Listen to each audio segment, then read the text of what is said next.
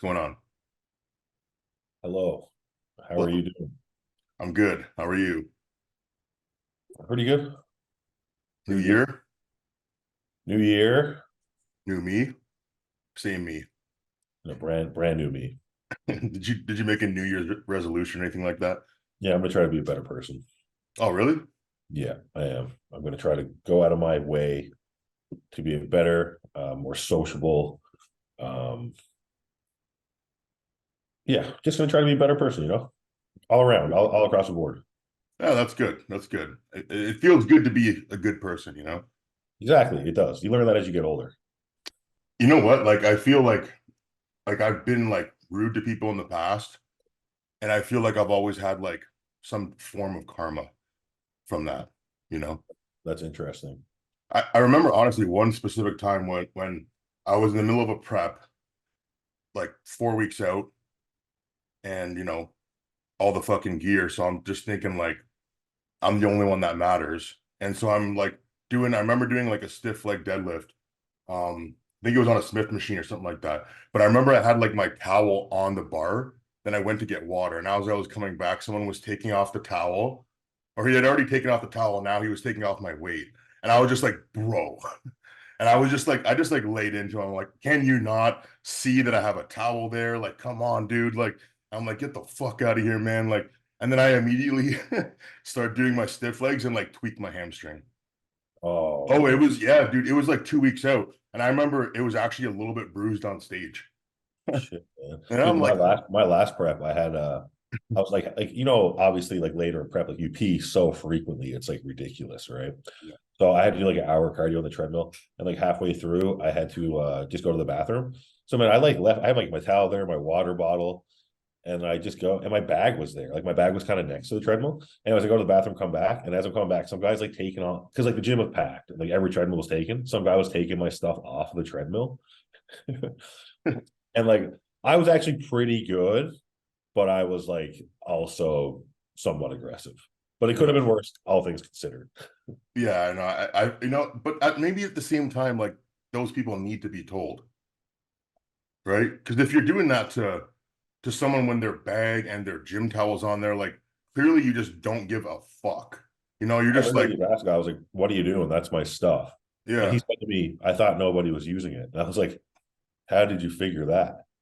Like, It'd be funny if it was like the same guy. You just like traveling around Canada, just like trying to taking off upset bodybuilders. bodybuilders. Yeah. you know, Yeah, we're probably on some guy's TikTok somewhere. yeah, he's like these idiots. They got Like so doing mad it's at like me. a I'm like, hidden camera thing. whatever, man. When you're deep in prep, sometimes you just get emotional, or you're just like in the zone, and you're just like, dude, how do you not have common sense? And you just like, it's Yeah, man. You're just on such a tight schedule and like you're just trying to like tick off the boxes every day. And like when things like get in the way sometimes, you can definitely lose your patience. Like and it's silly, but like you're just so locked in like in your own world, your yeah, perspective of everything becomes a little bit different. Like you're not living in the same world as everybody else when you're like deep in prep and like you're actually like pushing it, like. yeah, yeah. I feel like with bodybuilders, we have to kind of go out of our way to like be nicer to people because we already have like a bad rap for being like assholes or whatever. Like we kind of have to like break the prejudice sometimes. Like if you see like an old lady and you're really nice to her, she'll like be nice to you right away. But if you weren't, she'd be like scared of you, right? Well, man, there's like so many old ladies around like where I live, like out Yeah. walking their dogs, and I'm out walking Gus now. And like so I'm always just talking to him and chatting with him. Like some lady today, she was like out of nowhere, like our dogs were just like saying hello. And she goes, did you hear in Hamilton someone dropped four puppies off in a box on the side of the road? And she was like, and someone rescued them? I was like, no, but I was like, that's fantastic that somebody rescued those puppies. Like, who could do that? And she's like, they were so cute. And I was like, I have no doubt. Oh And it's just man. like little interactions like that, like that are good. But yeah, man, like I've learned too. Like I think at some point in your bodybuilding career, like you have an ego. Like it just comes with the territory. Yeah. But you know, making people being condescending is like one of the worst things that you can do. Like, making someone feel bad over something. I get a lot more gratification these days out of like doing the opposite. Like for me now, like I hate to see someone feel uncomfortable. Like I hate to see someone like feel out of place and stuff like that. Like I try to be the person that makes them feel like they belong there or included or try to engage with them. You know what I mean? Because I know I remember at a point in my life I always felt, I guess that's why I became a bodybuilder, because like coming up through like high school and stuff like that, like socially, I was always a little bit different. I just had like different interests than people. Mhm. And I always knew I was a little bit different. So I can kind of relate to people that feel that way in certain scenarios, I think. Yeah, yeah, yeah. I know what you mean. It's like when you're kind of like that, like if you don't really have like a friend group or like a social kind of setting where you're like comfortable, and then you have someone to be like, hey, come hang out with us. You're just like, oh wow, like it feels really good. So if you could do that for someone else, like you don't know how much that could mean to someone, right? Exactly, man. It can be the smallest gesture in your day Yeah. that makes someone's like week. Yeah, man. Like I think, like we need that. Like we need to have like companionship. We need to be like social. Like that's why like isolating and things like that, it actually kills us. Oh, dude, 100%. Like you just automatically get depressed. Like, and I think that's, I mean, my girlfriend and I talk about it all the time, like being like online coaches like we are. Mhm. Like we really spend all of our time at home. Like we're engaging with people a lot, but it's not the same as being in person and interacting and things like that with people. So I think it's something you have to be wary of, like especially if you're a bodybuilder plus an online coach. Like I Mhm. leave my house to like get groceries and go to the gym. So and it's also obviously hard to be social because we're always on diet, we're always getting ready for something. So you tend to just make your life easier and not do anything. But I think there's something to be said for making that effort, because overall it could help your like mood, and it could help you, have lower stress levels and things like that. So it just takes effort. Yeah, no, for sure, man. Like, and things have changed a lot. Like, more people used to go to work in like to a work setting, or more people would go to like places where there was other people. Most people now working from home. We work from home, and yeah, sometimes it does get a little draining when you're at home all day, and then really like the only like you're saying like the only time you actually go out and socialize is at the gym, which is actually work time for us. So that gets like a little bit confusing sometimes because you're like, I really want to train and like just focus on that, but then also like I really want to like we're saying like try to like give back to people in some way or whatever, right?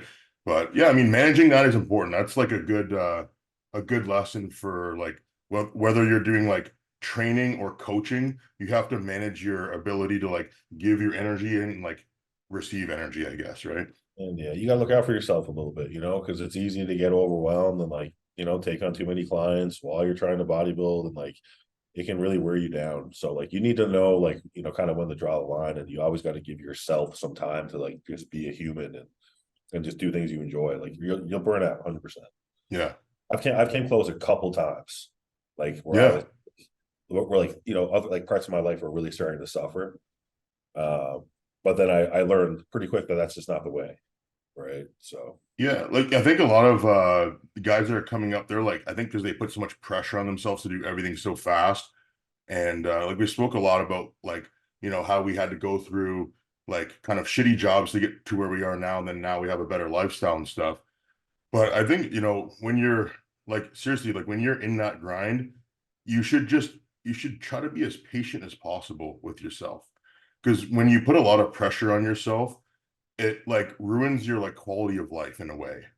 You yeah, know? I think everyone needs to realize that there is no fast in bodybuilding. It doesn't matter how fast you want to progress. That has nothing to do with it. Yeah. You give your 100%, of course, if you want it like bad, and then it's going to take as long as it takes. Like I know how long it took me, man. It wasn't overnight. Like, Do you think that if you had started your bodybuilding journey now, would you be as active on social media as you are now? Or would you, because when we started like bodybuilding, there basically wasn't social media. Like there was no, do you mean if I had the physique that I had? if you were starting from scratch right now, no physique, would you even bother with social media? Dude, I would be so embarrassed. I know. And I think a lot of guys feel like that. They're like, oh, I look like nothing. Like, how do I do anything? It's just like, guess what you have to do? You just train. Yeah, yeah. But I even get clients, like guys that want to compete and stuff, that don't really post on Instagram at all. And like they tell me, they're like, I kind of want to start posting on Instagram, but like they're like, I don't know if I look good enough. Mhm. Right. And I just tell them, like, obviously it's completely up to them. Like there's nothing wrong with getting on Instagram and just being like, hey, this is the start of my journey, this is what I look like, this is my plan, this is my goal, and just letting people follow you, because that's what it is. That's what Instagram is for. But like if you get like what I what I dislike is these guys get on with no physique, and they talk like they're experts and they're giving out advice and like they're offering coaching and all this nonsense. And it's like, you've done nothing. Yeah. You've done nothing. You haven't even lived the lifestyle. Like, you don't know what it's like to suffer. You don't know what it's like to push through a bulk and like, eat until you like literally are like almost throwing up. Like, you have no experience whatsoever. You can't help anybody. Doesn't matter how many videos you've watched or how many courses you've done online. Like, experience is everything. So that's the only thing I dislike about people with no physiques being overly active on social media. Yeah. Well, I feel like, it's hard for people to contribute in a positive way, I feel like, because a lot of people I see, maybe these are the people, they don't have the physiques, so they don't really post themselves. They're like, but they're really involved in like the research, and they're really like trying to watch what the pros do or watch what like the PhD guys do. And then they're also the people that are going on there and they're actually taking the time to like criticize other people's form or like give their opinions on how other people should lift. And there's this whole trend now. I see a lot of influencers. They're like Yeah. doing like the over like the voiceovers while they're watching people do bad form. It's like, you'd have to pay me to do that though. So I don't know. I don't really like that approach. I don't know. What do you think about that, man? I don't see you doing that, so obviously it's not your thing, but I just don't think, okay, like, here's a better way to go about that. Like, make a video of how to do it with good form and post it. yeah. Like, why do you need to criticize someone and tear someone down to make you sound smart? Like, that's what these people do. And like, I don't follow anyone that puts out any type of like condescending content whatsoever. Cause like, there's a few people around that do that. Like, it's like they can't get their point across without making some group of people or someone look stupid. And I just don't see the need for it. Like, like you won't find anything negative on my Instagram. Yeah. Like, the only negative thing I might post about would be like something I go through and like, trying to overcome it or overcoming it, maybe going into that a bit, because I think that kind of stuff can help people that are living the lifestyle we live. Because when you push to the limits like we do, you go through shit. And a lot of us have similar experiences and go through similar things because of that. Yeah. So but yeah, I don't like that shit. No. No, that's a new pet peeve for me. The other one is just like, yeah, that and like you said, when people are posting to tear other people down, that I don't understand that at all. It just doesn't make any sense, man. Like, it doesn't build your brand. So I think the more people recognize that people only really want, unless you're just a shitty person, nobody wants to watch anything that's negative because it doesn't benefit anybody. If you're able to then get your point across by showing a demonstration or having someone and you could demonstrate with them like you're training them, or if you can just work out yourself and just explain as you're going through, I think that would be a much better approach, right? Otherwise it ends up being a lecture. And I don't know about you, but I used to get lectured when I was younger, and like I never found that the best way to learn, because I'd want to be doing something, I'd want to be involved in something. That's probably a better way to get more people to learn. Yeah, I just don't like anyone that really like, because the way some of these people talk, it's like they are the smartest and they know everything, like, and they'll always kind of use a reference like, I just say like what works for me. It's like, but when you put out your videos, you don't say that. When you put out your videos, you sound like a condescending asshole when you're talking about other people and how other people do things, and your way is the best, right? I find it hard to draw that line between like this is what's true for me versus like this is what's true for everybody. And that's like a really important distinction, because when we start just saying like you should always do it this way, you should always do it that way, that's not really like a good way to give advice, because you should teach people that this is a very individual sport. Having a PhD in biomechanics doesn't make you a good bodybuilder. But being a good bodybuilder, you're probably going to understand how some of the movement works. You're going to have some cues that work. Just like with biomechanics, you're probably going to have some cues that work. Yeah. Like, But I've been doing more personal training lately, and yeah, like I did it a lot back in the day, of course, but I've been doing some more lately. And like, I love like helping people like have that epiphany in the gym, like with mhm. how to do a movement. But I know the reason I can teach people so well is because of the amount of time I've spent in the gym, like trying to figure this stuff out on my own, right? Yep. And I kind of lost my train of thought there, to be honest with you. Dude, when I'm training people, I used to be in the mindset that I would want to teach them so much. Like I gotta, and you start getting these guys or myself or whoever, and you're starting to use like scientific terms with average people, or you're using like degrees of angles, No. that is nonsense because nobody understands that. So a good trainer should be very simple with their cueing so that people can have that epiphany and say like, oh yeah, I understand that now.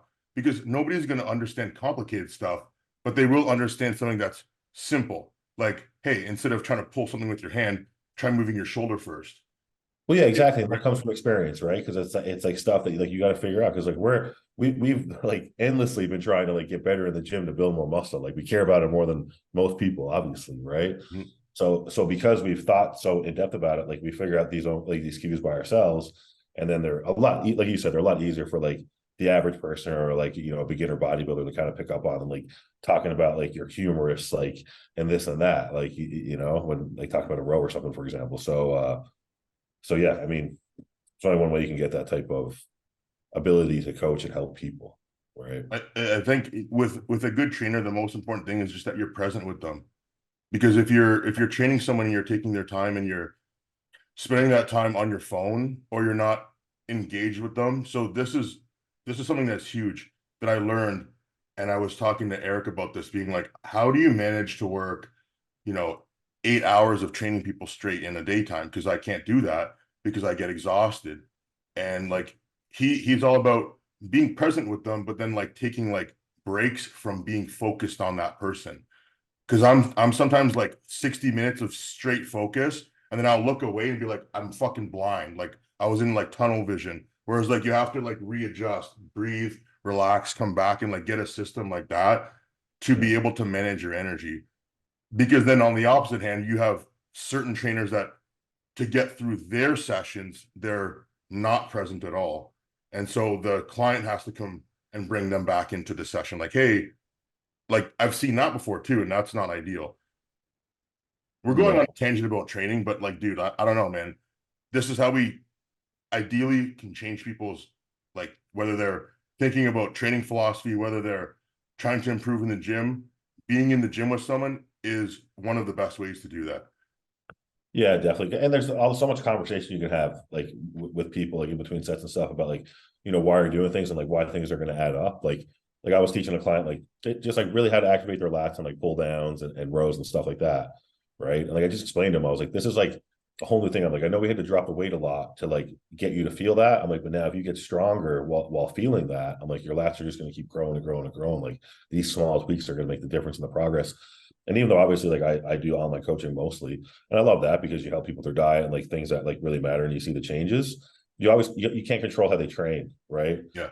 And now like with personal training, like you can if the person is willing to like adapt, like really adopt what you're teaching them, you can change the course of their physique just by like a few sessions if they really take the things you're teaching them, because it's obviously like we teach them how to do exercises differently in tempo and like things like that, but it's like if they take that knowledge and understand and carry it through like all their training, then like I mean it pays dividends. Like training is everything. Like nutrition is the easy part of this. Nutrition is just like follow the meal plan, eat all your meals. Like training is what takes thought and takes years and years of experience to get really good at, learn how to activate muscles, learn how to isolate muscles. So if you can, the more time you can skip doing that, the better off you're going to be in terms of being a good bodybuilder.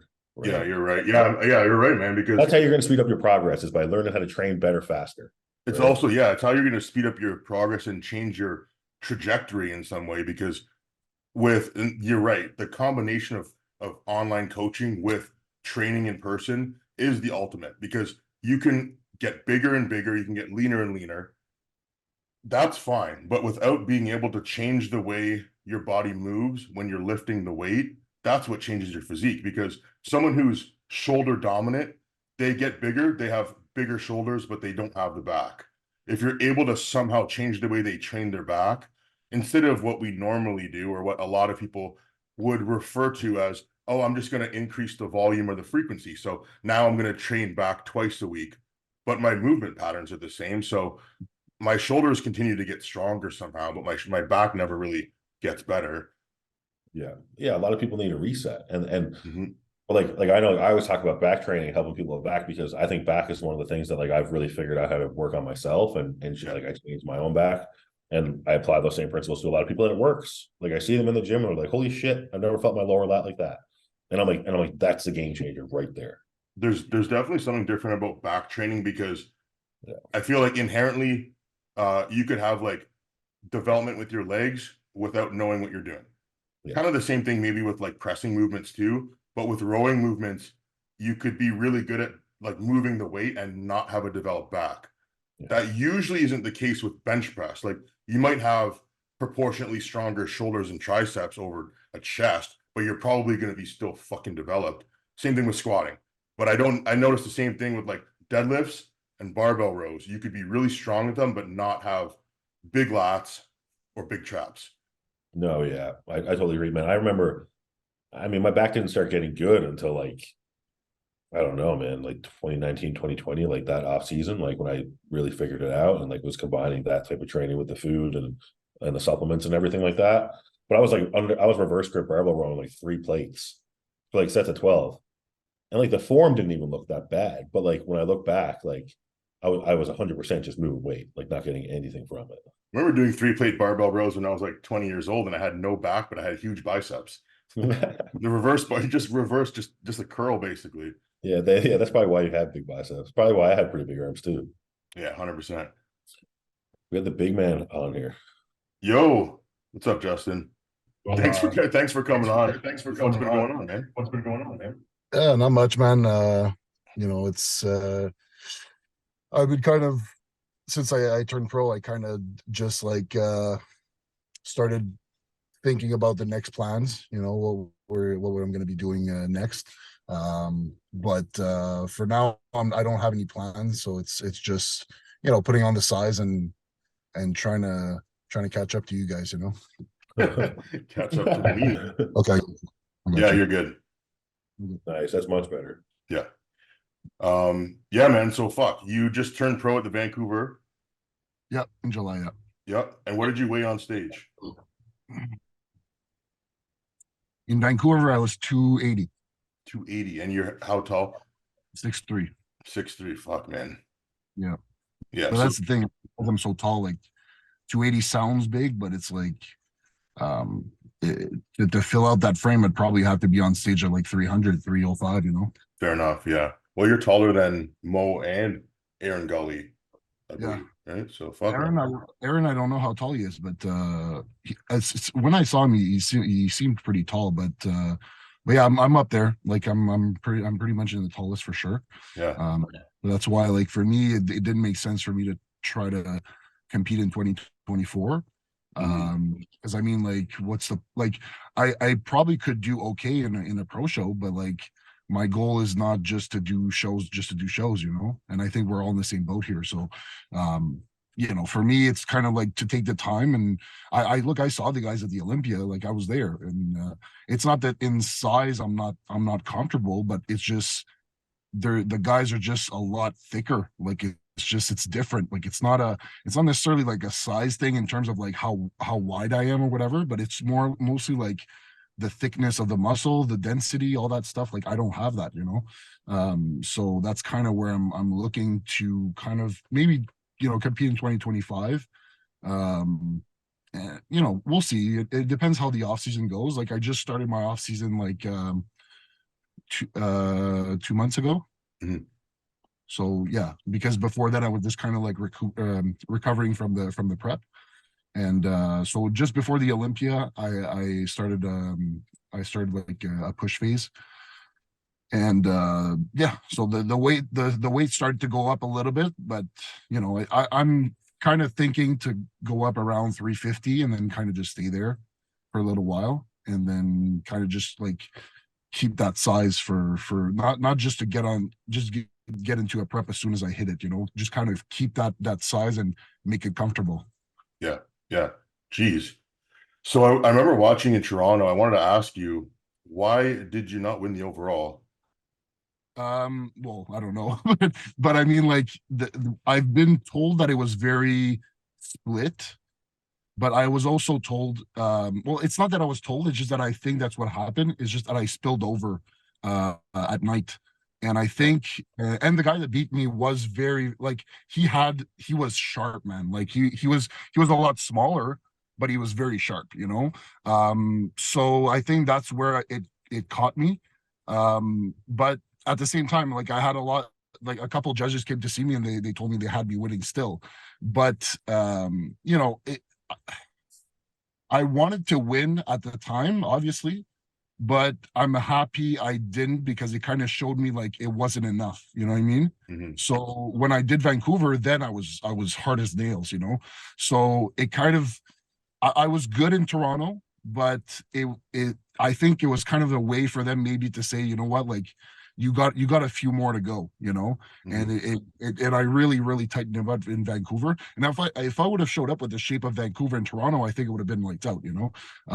But it's just it was very close. But like I said, I think it's just because at night I spilled over a little Mhm. bit, you know. Mhm. And the schedule was weird too. Like it was like we were the first to go on, and then they made us go on at 11 at night. You know, usually it's the girls, you know, they go, the bikinis finish the show. Yeah. And that show, they just, I guess they decided to wanted to keep everyone in the in the stands, so they just kept the open for the last category, you know. But I've never seen that happen, you know. So it was kind of weird because we kind of planned it so that we were going to peak at a certain time, Mhm. and then it just kept going, and then we just had to like I was trying to like just stay full for until the night, and I guess I spilled over, you know, because my look in the morning was good, but yeah, at night I think I just had a little bit more of a film of water, and it cost me for sure. Yeah. Yeah. It seems like we all had a similar year. We had where we were not as good in the first show as we were in the second show. Yeah, you So looked really good at the. I don't remember what was the show that you did. Um, you were sharp as fuck, man. I remember. Was it because you did Toronto? What was the other shows that you did? I was sharper in Toronto than I was in New York. New York. Yeah, So yeah, I yeah, did New yeah, York, but I don't think I peaked very well for New York. yeah, And yeah. then Toronto, you were hard as nails, man. yeah, I know. But yeah, that was definitely a better look. And I looked sharper, but I was a few pounds heavier. So Okay. that was actually, it was interesting because when I talked to Tyler Manning, he told me to come in, he told me to actually to come in drier. So I was like, okay. And that kind of made sense because I was like sweating on stage a bit in New Yeah, York.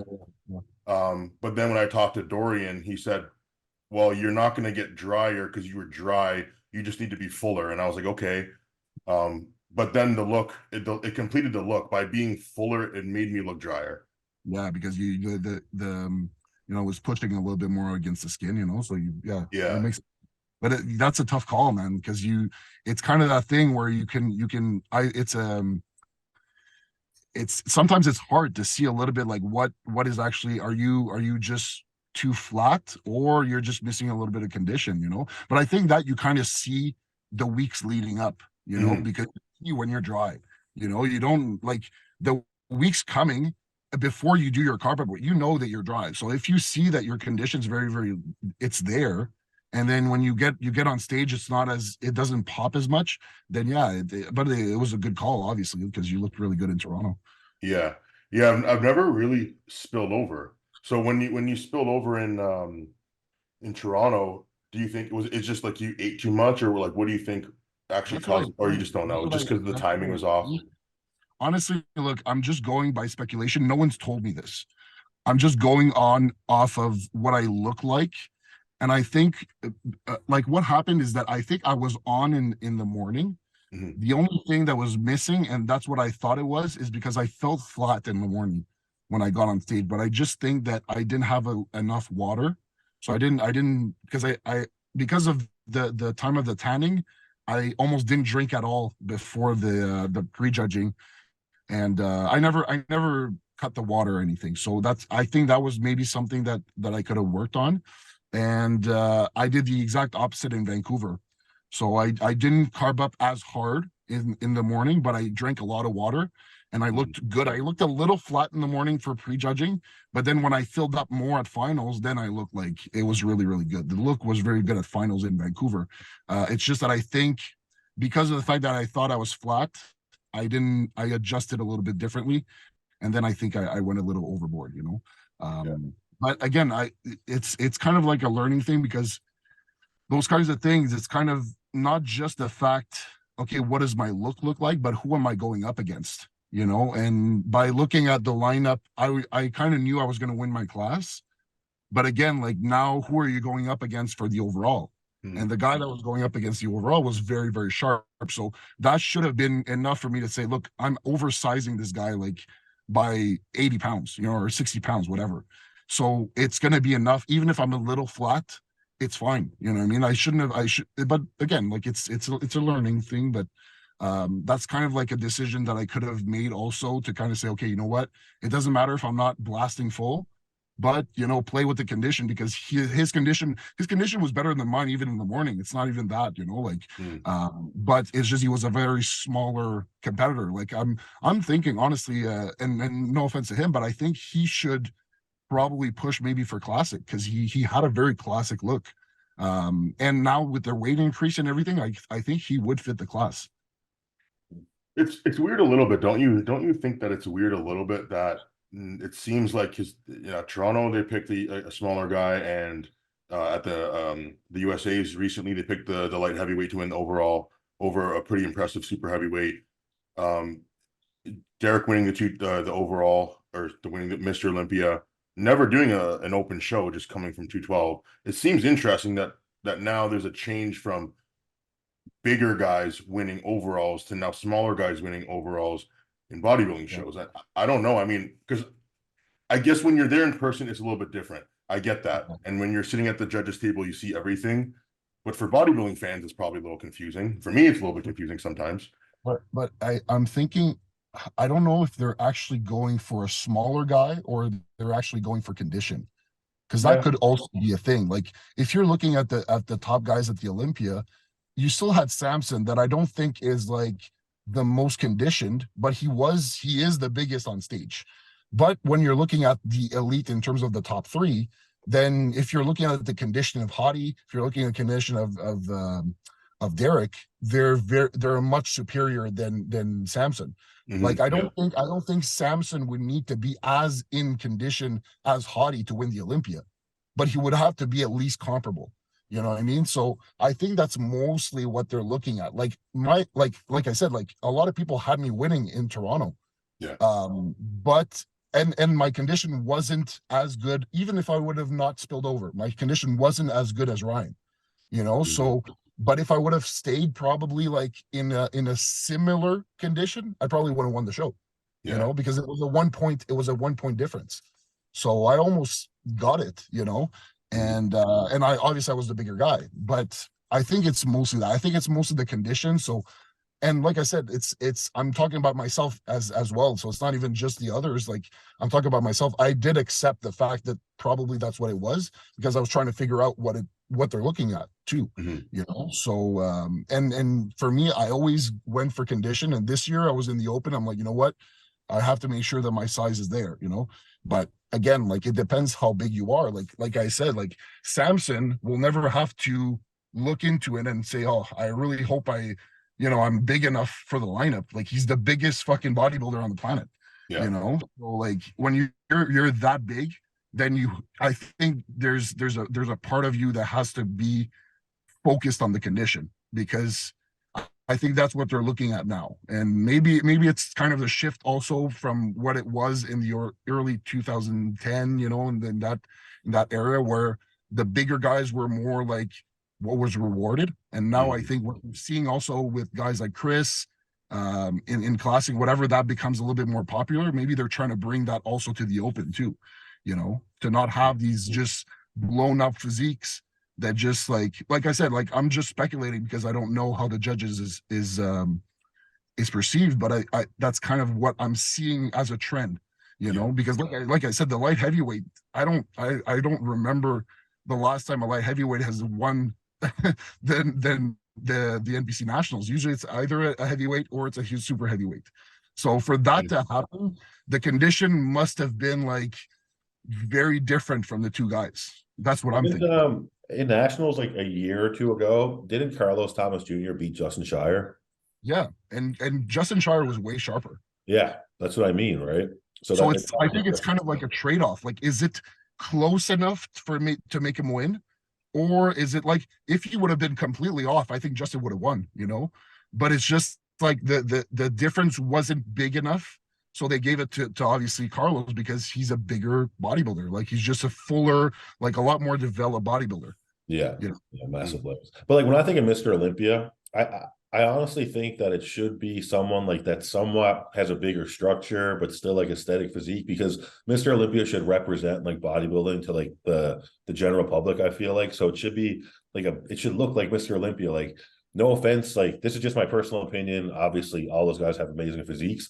I just don't think it should be like a 5'5", 5'6" guy that's like wide as a fridge and in the off season like walks around like a barrel. Like that, not saying that anyone does, but like that's what that physique kind of looks like to people who aren't into bodybuilding. So I don't know. I just think if we're trying to appeal more to the mainstream, then a certain physique should be rewarded. Yeah, and for sure. And like, and if that was the case, I mean, then the top two would be Samson and Andrew Jack.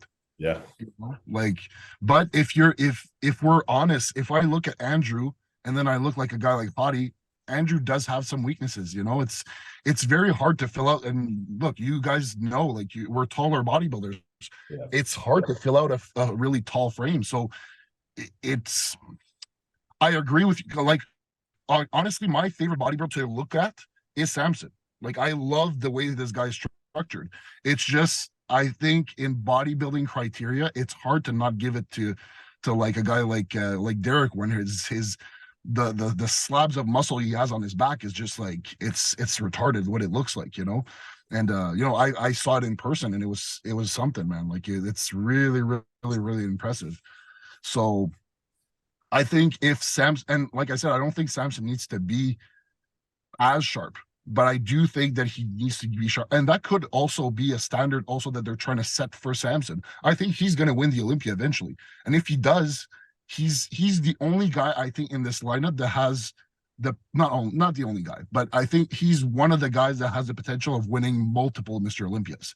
Yeah, You know, he I just don't got to think bring that condition from the back, right? Like it's like you need to see Samson with those like dugout hamstrings and like glutes just peeled. And when he does that, I think he'll win because he'll look like fucking Ronnie Coleman up there. oh, But he's dude, it's not it doesn't make sense what he looks like.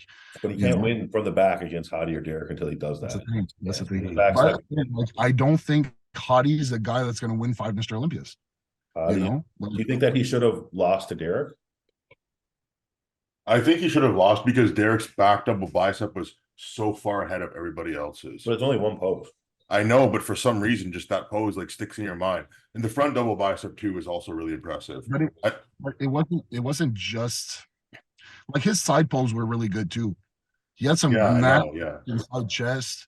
Um, it was tough, man. Honestly, it's just I think you know what I think Hottie wasn't as good as last year, I agree. and Eric was. Way So better. Yeah. yeah, so I look. Was Derek like night and day different? Maybe not, but he was better than last year, and Hottie wasn't. And especially from the back, Hottie wasn't Okay, as but good. should that matter on the day of the show? Who was better than last year, or should they just who was better on No, but the You know, what I'm saying is that last year it probably was really close between Hottie and Derek, and this year it kind of shifted in the fact that Derek was kind of like surpassed his things that weren't as good, and then Hottie went down. So I mean, look, I don't think no one would have argued if Hottie would have won. I don't think anyone would have said anything different. But I can understand why. It was a robbery. Say what? You don't think it was a robbery? No. Yeah. I think Samson deserved to have third. I think that was a clear one, and then it could have flip flopped in between Derek and Hottie. I think the judges, well, they might not consciously recognize the fact that they're addressing the changes that are being made from year to year, but that must stick in their mind a little bit. Like when you see a Derek walk out and you remember in your mind what he looked like last year, you're going to be like drawn to watching and seeing like how much he's changed because you notice, wow, he's a lot different, and you really want to inspect that. Versus when you see Hottie, you might, oh, okay, like he walked out and not looked as good or didn't make the same improvements. Your eyes are not drawn to him the same way. And then again with Samson, he improved a lot. It's like you want to watch him too. So I think, you know, subconsciously or in some way they do recognize that, right? Because as a judge, thinking about what a judge would want to see, I would want to see something that I haven't really seen before. And the only way you can do that is you're the same person, but you're just showing up looking better in some way. So they're like, oh fuck. And they just keep watching you, I guess, right? Yeah, and you're gonna have a better look also. Like I think Derek, the fact that he went from 212 to open and the change was so drastic, like not this year, but last year when he everyone was expecting him to come out like he came out in Pittsburgh, right? So I think that helped him a lot because everyone was expecting like something crazy. So you're gonna give him that look. So you're gonna get it compared to the top guys. You're gonna get she's gonna get the comparisons. And again, the same thing like you said, like Samson won the Arnold. So obviously he's gonna be a front runner, and he beat Nick, that was third. So he's gonna get a look for sure. You know, he's gonna be in the first call out, and then you're gonna go through them poses. Look, does it matter really? Like if the guy was off, he would have felt the placing. I think it doesn't really matter because they're still going a couple rounds in, you know. So, but you're still getting a good look for sure, you know. So yeah, I think once Samson brings up, like you said, his back double bicep, I think that's pretty much the only pose that he falls really behind in that pose, I feel. yeah, yeah. Justin, how much are you eating right now, being as big as you are? How much do you weigh right now? I kind of fluctuate in between 338 and like 342. Like I'm kind of like up and down there. It depends on the day I did. Like if I do legs, then the next day I'll be a little lighter because then I just like killed myself doing a bigger body part. But then I'll retain a little bit of water a couple days after, and then I'll go up to like 342, 343, you know. But yeah, I think the heaviest I went was like 342. That was my top weight this year. And then it kind of goes down, goes back up. So I kind of fluctuate. It's in between 338, 342. And my top weight, I don't think I'm gonna go over that, is like 350. And How much food are you eating right now, the calories to sustain that heavy weight? right now I'm at 6,700. That's a pretty good amount of food. Yeah, yeah, but it's for me, like I've done so much more. So 67 is not that crazy, you know. It goes in and I'm still lean. Like I'm on abs, like, you know, it's like I look like I would normally look like 12 weeks out, you know, like Yeah. I like veins on my legs, like I'm good. Like I know that when I'm gonna start a prep, it won't be like crazy weight I'm gonna have to drop. So even right now, I think, and this is me being like, I want to be like absolutely like transparent. It would be around 40. I think I would have to lose a good 40 pounds, you know. So you'll be 310 on stage. If I'm That's crazy. 350, yeah, yeah, Yeah. 310, yeah. Yeah, but I think that's what I have to be. I'm gonna be tall. I'm at 6'3", like I don't really have a choice. Yeah, And I look, hear you, bro. I'm trying to be 300 on stage, man. I'm with you. yeah, like we don't have a choice, man. When you're tall, that's what it is. Well, I'm only 5'11", so I'd like to be 270 on stage. It scales up pretty fucking quick though. I mean, like what is it? Like every inch is like 10 pounds or something like that, you know? So Yeah, I mean, that's the Arnold scale. the whatever, yeah. The bodybuilder bro science scale, I guess. Yeah, yeah, But yeah, You need at least 10 pounds of muscle for every inch. Yeah. yeah. yeah. But does that affect you if you're white? Like that's more, right? You need more weight if you're white, for Yeah. sure. 15 pounds if you're white. Yeah. Yeah. It's not the same look. Yeah, yeah. I don't know, man. So something's going on in Canada. We got like all of these new open, tall, big bodybuilders. So it's good. We're gonna We get this need guy like, down to Pure. yeah, well, that's it, man. I mean, we need some heavy hitters. We need like a year where just have like 5 or 6 guys in the Olympia. You know what I'm saying? Like in the Yeah, open. yeah. We're we're just all gonna show up in the Toronto Pro, you know? Yeah, Yeah, I know. I was thinking about this. I think 2025, 2026, 2027 are going to be some interesting years for Canadian bodybuilding. We're going Yeah, to have a for lot sure. of guys like being at their absolute peak. Yeah, and then there's gonna look, if we're because we're not just looking at us here on you guys' podcast, but even Antoine's still there. Quinton's coming up. Yeah. Like those are some big guys too, you know. Like Regan's getting Quinton's better. huge, man. Like Quinton's another guy that's like 320, 330, you know. Quinn big as hell, man. Yeah, man. Like Yeah. I saw him. I saw him last time I was in Toronto, man. Fuck, the guy blew up too, you know. So, but I think that's a thing that he had to do also, because when I was seeing him before, he was always lean, you know, and I think that was his thing. Now that he's working with Matt, I think he's making him eat a lot more, and it shows. Like he packed on a lot of fucking weight, man.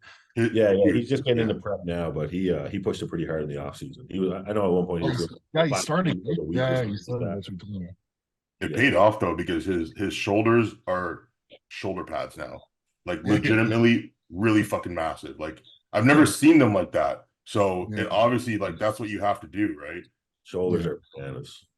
Yeah, I no, gotta do shoulders and do I more can't wait to see shoulders. what's gonna I happen. gotta do more shoulders. I'm like the worst bodybuilder, because I switch my shoulder day and my arm day every other week. So So you go 2 weeks without training one of them? yeah. Why do you do that? Well, I mean, the thing is like I have really long legs. I have to train my hamstrings and my quads like separate days. It doesn't leave, but then otherwise, if I do shoulders and arms in the same week, I'm doing 6 days a week. It's too much. The easy solution to this is just train every day and up the doses. I tried that. It didn't work. I'm just kidding, everybody. I don't mean No, you get burnt out. that. You need to rest. What's your workout split, Justin? I do 5 days. Well, okay, during the holidays, that's not what I've been doing. Like I've been not slacking, but it's just I've had problems a little bit like getting my workouts in just because of the schedule. But usually what I do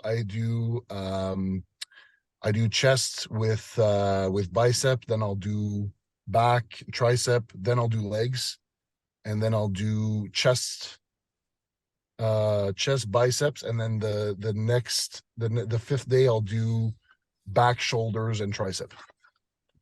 So I'll do one like day in 5 days, because that's honestly, like, I could like take a few weeks off of legs and it's fine, you know. It's not that I don't need legs, it's just that like my upper body needs to catch up. And yeah, until that is catched up, then I'll maybe put a little bit more volume in my legs. But it's just for my legs, I just kind of do anything and they grow, you know. So it's not really a problem. It's mostly just my chest and my back that I need to put more emphasis on. Mm-hmm. Yeah, that's fair. So that's why I double it up. I double up my chest and I double up my back on those 5 days. So yeah, it's a lot of like frequency, man. Like it's a lot of. No, I don't do a lot of volume. Like my chest, I'll do 3 or max 4 exercises. That's it, and I do 3 sets. That's it. I do like 12 sets of chest, 12 sets of back, but I just do it. I do different types of exercises on those 2 days, and I do them every 3 days. That's smart. I like that. It works definitely. Like almost like a push pull leg type split. More frequency, but lower volume. It works really well if you want to grow fast. Yeah, it's just for me, like I just find that my intensity is so much higher on these exercises. And I feel like every single exercise I'm doing, I'm giving I'm going to failure. I can actually like go all out. If I'm doing 6 exercises of chest, my 6th exercise, I won't be like burning myself out as much, you know. I'll probably just going through the motion. So I prefer to do it like that. It worked well. Like that's what I've been doing all year, and I put on a good like 30 pounds of stage weights, you know. So yeah, that's kind of what I went to, because like you know what I was telling you, I was like 280 to even my regional solo I was 287. But the year before that I was 255 on stage. Holy so I put on a lot of weight, you know. Yeah. That was my first the 255 was my first show in the open, in the non-natural federation. That's great. Yeah. So sauce works. yeah, because it was my first off season on gear this year, so it works. Well, that's pretty crazy then, because if you gain 30 pounds in like one off season with cycles, I can only imagine what you're going to look like at the end of this one. I'm thinking I could put on probably another 20, 25. I'm a little jealous, man, because I've always wanted to be like, you know, I see guys that blow up like 20 or 30 pounds in a year. I've never been able to do that. Ever, ever. Even when I tried my hardest, I still only gained like 10 pounds every year. Even when I Yeah, bulked to 320 pounds, I still ended up at it like does matter also 250. for the height, Yeah, you yeah, know. yeah. Like, we're like if you're 5'11" versus 6'3", there's a big difference in terms of like what the weight looks like. You know, like yeah, obviously if I gain 10 pounds, you might not even see the difference. You know, you'll see a big difference if I gain 30, you know, but 10 for me is like it's not that much. So because I'm just so tall. Because look, but I will say this though, in the amount of time that I've been training, and a lot of that I've been natural, I put on a lot of weight. Like I was 160 when I started, you know. So for me, like that's it's almost what 180, Yeah. 180 pounds, yeah. It's funny how bodybuilders, we were always skinny kids to start. We were never like big people to start. You know what I mean? Yeah. It's very rare that like a bigger person would want to be a bodybuilder. I feel like bigger people, they want to be smaller, whereas smaller people want to be bigger. Like, you know what I Yeah. mean? Well, they're really, really like the people that are usually start out fat, they'll go into like powerlifting or strongman or that kind of Good point. stuff. That's a good point. You got to play to your strengths, right? Yeah, I think I find people like were once fat, got skinny, and then bodybuilded. Yeah, that too. That too. Yeah. But I Yeah, think I think you see a lot more guys that were fat are just stronger people. Like they're just built like trucks, you know.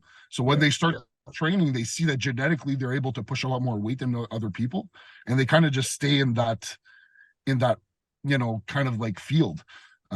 So for yeah, like obviously like okay, I could be strong in the gym, but I'm not strong for my weight, like if I'm yeah, me going to either. Me Yeah. either. crush. Yeah, Yeah. yeah. No, There's guys I know what way you heavier mean. than me that train way heavier than I do. Yeah, Do you ever wish you were stronger? You ever wish you were stronger? Like just be like, I never trained for strength. I never cared about it at all. I only ever trained to look good. I was only interested in lifting heavy if it made me look better. yeah, the I thing liked is, it though. no, go ahead, go ahead. I liked it. Yeah. Well, I didn't train for strength ever. I just sometimes like it's kind of like an ego thing where I would just like slab on some weight and just say see if I can do it. But yeah, it's not that I don't like to do it. It's just I just a lot of times I would get little aches and pains, so it would kind of like push me off of that. And I know I'm protecting myself a lot now. It's different the way I train. Like I Mhm. pre-exhaust a lot.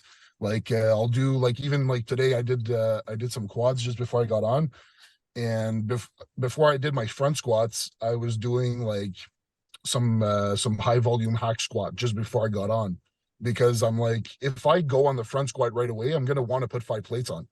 So I'm not gonna because I'm gonna hurt myself. I know that's what's gonna happen. So I just prefer to like pre-exhaust before, and then I'll jump into my big compound lift, let's say. Yeah, I can definitely relate to that. When I was trying to bulk and like get bigger, like as an amateur, I started working like around like a lot of like powerlifters and stuff that were at the gym that I was going to. And there was one guy that I was like trying to like help to coach me a little bit. And so I'm doing like powerlifting bench press, I'm doing like powerlifting deadlifts and like squats and stuff.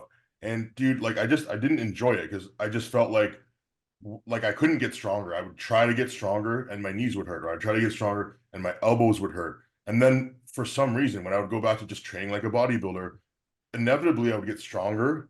But the whole thing was that I wouldn't be like hurting anymore. Like focusing on my muscle, Yep. like fucking mind blown somehow gives me better results than just trying to move weight, which all bodybuilders know that. But when we start getting carried away with we have to lift a certain amount of weight or we have to progress in the weight in order to get the size, Yeah, never really Yeah. works out. Yeah. Yeah. But it's easy to get caught in that too. But some guys But are just naturally strong, right? yeah, yeah, yeah. No, I think I could do good if I wanted to, but it's just not my interest. I'm not that interested in getting that strong or even attracted to the physique that it would give me. I always kind of looked at the physique as like, the superheroes and stuff like that. So Mhm. for me, that's kind of what I want to look like. It's never been like, and you know what? Like, it's not just that. Like, if you look at I'm not a big eater. Okay. Like, yes, okay. And now I'm eating a lot of food, but it's just because of the size that I have that I'm able to do that.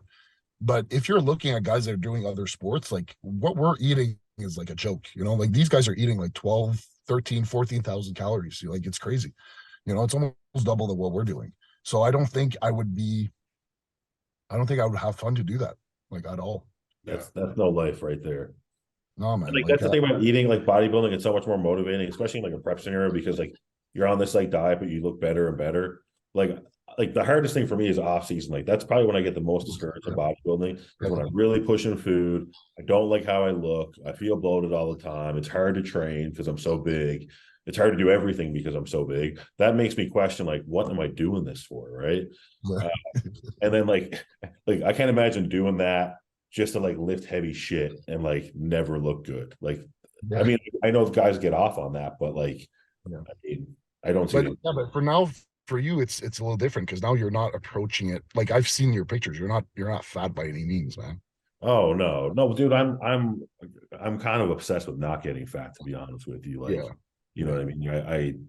I eat clean like 99% of the time. Like, even in off season, maybe a couple cookies here and there, but yeah, and I know how important that is, man. Like, of course, like staying insulin sensitive, like, as soon as you get fat, like you're pretty much not going to grow. Like, yeah. especially at our level, like the bigger you get, the better you get, the more perfect conditions have to be to create growth, right? Yep, So yep, I'm the last thing I want to do is mess up that process, right? yep. Well, okay. So if you could not do bodybuilding, you had to pick one of the strength sports between Olympic lifting, powerlifting, strongman. Which one would you participate in? Oh man, that Yeah. sucks. I don't You want to know do what? You know anything. I what? do And MMA. No. Fuck. Okay, Olympic lifting is definitely out. See you, Justin. Hey, buddy. Olympic lifting's out. Um, I think I'd love to do Olympic lifting. would you really? I can see you Yeah. doing that. You kind of look like a lifter Yeah, I with like know. the suit on. Yeah. I think Yeah. my proportions are not good though. I'd have to have like like Asians can squat, like they have like that perfect squat form. They can just like sit right into it. Like I couldn't do that. No, yeah. I would do strongman for sure. I think that would be fun. I think, dude, I think strongman would be probably the most fun because you never like that's what they say is you never know what the events are for sure until you get there. You have an idea like, oh, I'm probably gonna do like a log press, I'm probably gonna do a deadlift or like, but you don't know exactly what the events are until you get there. So you just have to train like a fucking maniac, train for everything. And then you just like when you show up, you're like, all right, like fuck yeah, I'm gonna smash that. Maybe I'm not gonna be as good at that. You have to use like your brain and like make strategy. That's why Mitchell Hooper's so good because he's fucking smart. Yeah. Like he's just like everything's so effortless. He's like, oh yeah, like I just solved the salute, like figured it out. It's like Yeah, I know exactly. But yeah, there's something fun about just getting as big as possible, getting as strong as possible. Like, that I think if you're just like a man, like that should kind of call out to you, like somewhat. just Like powerlifting. not to the point that you have to do it, but it should like kind of catch your interest. Like, you know what I mean? Powerlifting is just pure raw manliness. Powerlifting scares the shit out of me. You just get as hype as you can, and you don't give a fuck if your spine explodes. You're just like, let's I go. know. It's crazy, man. Like, I cannot imagine, man, like going for like a 1 rep max squat, like, and not knowing if I'm gonna get it. like it happened, and like being like first time ever trying this, bunch of people watching me, no mirror. I would shit myself before I got the bar off the rack. Have you ever tried smelling salts? Yeah, not for me, man. No, me neither. Dude, one time I did it a couple times with Antoine. Yeah. Before like a set of like isolation, so it's like whatever, right? But he loves that shit. But I did it once before a 1 rep max deadlift, and I just went black. I got it up, and then like everything went black, and then I put it down, and I was seeing stars. I'm like, I don't know if I'll ever do that again. It was cool, but I don't think I'll ever do that again. Dude, I did it and I was just like, how does this help at all? Like, what is this supposed to help me do? Like, I just did it and like just like threw me off. I kind of had to like spit a little bit and then I did my lift. I love seeing kids like I don't love this, but like I find it kind of funny when I see someone at the gym and they're like sniffing their smelling salt, and then they're like putting on their belt and like getting ready for the lift, and then they try to do the lift, but they've like missed the peak of the smelling. Like it's instant. Yeah, Like yeah. I think the whole idea is that you just don't think anymore. Just like it's just like a brain wipe. It's like the fucking Men in Black like fucking flash thing. You're just like, what Yeah. just happened? I don't know. I just It woke just for up like and it just for 5 seconds makes you disregard like everything. yeah, Like the only focus is moving them away from point A to point B, I guess. yeah. Yeah, no, not for Well, me. I don't think Justin's coming back, but that was a pretty good chat. So maybe we should just wrap it up there, and then we'll get him on again for next week. We'll chat more. And next episode, we have Antoine coming on. Hell yeah. Yeah, Looking so forward to it. stay tuned for that one, everybody. And thanks for watching.